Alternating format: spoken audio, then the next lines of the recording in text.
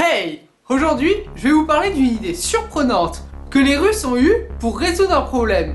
Mais déjà, de quel problème on parle? Vous pouvez répéter? Houston, on a un problème.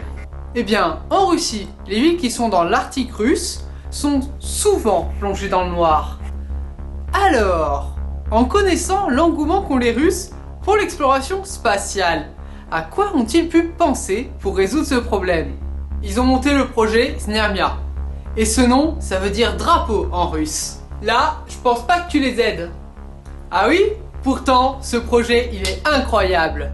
Et c'est ce que nous allons voir dans cette vidéo. Ce projet, tout simplement, ça consistait à mettre fin à la nuit. Et comment? En plaçant des réflecteurs dans l'espace pour faire rebondir les rayons du soleil et éclairer les villes qui devaient être dans le noir. Mais bon, vous vous en doutez que si vous n'avez jamais entendu parler, c'est bien que ça a dû capoter quelque part. Sinon, peut-être qu'aujourd'hui on aurait des villes éclairées. Mais alors, il est où le problème? Houston, on a un problème.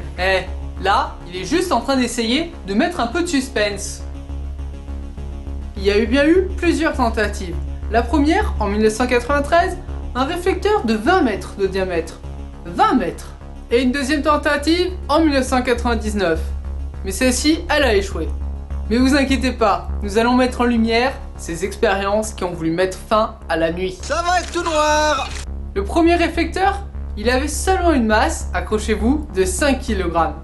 Et pourtant, en réfléchissant les rayons du soleil, il arrivait à éclairer une surface de 4 km de rayon. Pas mal pour 5 kg. Ça doit quand même être surprenant. Vous sortez la nuit et il fait jour sur 4 km de rayon seulement. Chérie, viens voir. Il fait jour cette nuit. Qu'est-ce que tu racontes? Arrête de boire de la vodka en cachette. Au début, le réflecteur était attaché à un cargo. Ensuite, il a été relâché. Mais là, le réflecteur, il reste pas sagement en orbite. Il finit par redescendre et se faire consumer dans l'atmosphère. Et voilà, en quelques heures, l'expérience elle est terminée. Mais qu'est-ce que tu racontes? Il fait bien nuit.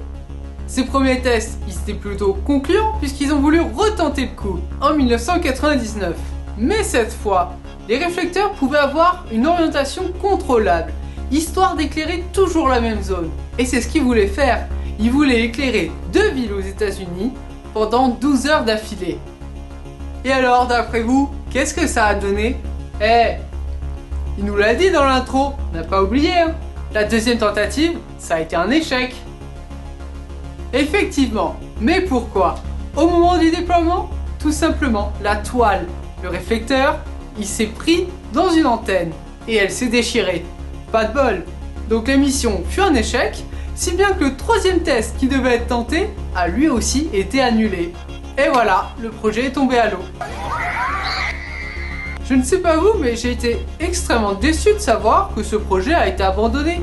Imaginez, ça serait génial d'avoir de la lumière en permanence.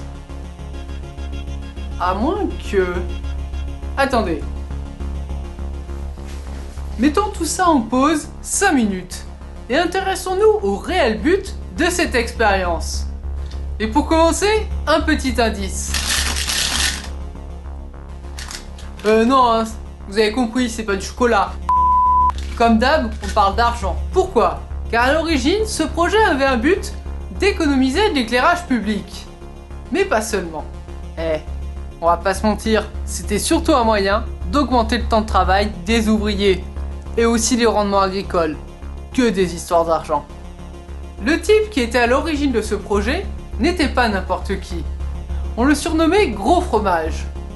Il est principalement connu pour avoir mis au point le système d'amarrage entre 2 vaisseaux dans l'espace. Mais il voulait plus. Et ce projet de refléter la lumière vers la Terre, c'était pas son projet d'origine. Lui, ce qu'il voulait faire, il voulait mettre une toile qui, grâce à la lumière, allait être propulsée. Parce que oui, la lumière peut propulser les objets. Et ça, je vous conseille une des vidéos sur ma chaîne qui en parle. Bon bref, lui il voulait propulser des objets grâce à la lumière et un objectif secondaire, que cette lumière renvoyée arrive sur Terre pour éclairer la planète. L'Union soviétique était intéressée par le projet, mais seulement par la deuxième partie, parce que elle y voyait un bon moyen de faire du chocolat, non de l'argent. Bon ok, ma tirelire elle est pas virile, mais j'aime bien ma tirelire. Bon bref, Monsieur Gros Fromage, oui, c'est plus simple à dire que son nom russe. Il s'est adapté à la demande de l'URSS pour pouvoir obtenir les financements.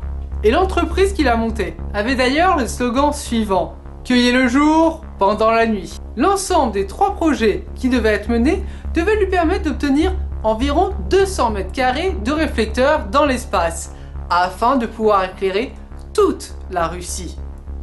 Mais le problème, comme on l'a vu, la phase 2, elle s'est soldée par un échec, et avec la chute de l'Union soviétique, il n'y avait plus assez de financement. Ouais. Et en plus, on va pas se mentir, les résultats attendus avaient été un peu survendus par les scientifiques, car on obtenait juste l'éclairage qui correspondait à peu près à l'éclairage d'une pleine lune, pas celui d'un soleil en plein jour. En plus, dès le début, des boucliers se sont levés pour protester. Les observations spatiales depuis la Terre, elles seraient désastreuses, voire impossibles. Les animaux et la biologie, ils seraient fortement impactés. Et le sommeil, on en parle s'il fait jour en permanence? Mais vous, qu'en pensez-vous? Car selon Gros Fromage, je me demande si je fais plus sérieux en disant Gros Fromage ou en essayant de dire son nom russe. Non, je vais garder Gros Fromage. Bref, je disais, le projet selon lui coûterait 340 millions de dollars. Ok, c'est beaucoup, mais il serait rentable en 2-3 ans selon lui. Alors, si on arrive à concentrer de l'énergie pour pouvoir éclairer des villes et des exploitations agricoles, ça permettrait d'économiser beaucoup d'argent. Donc peut-être ça vaudrait le coup. Qu'en pensez-vous? Moi personnellement, je pense qu'on vit dans un monde où déjà on dort de moins en moins. Pas sûr que ça soit une bonne idée. Mais pour autant, le projet n'est pas non plus mis dans les placards et oublié. Les Américains comme les Japonais envisagent de pouvoir concentrer la lumière sur des surfaces dans l'objectif de créer de l'énergie cette fois.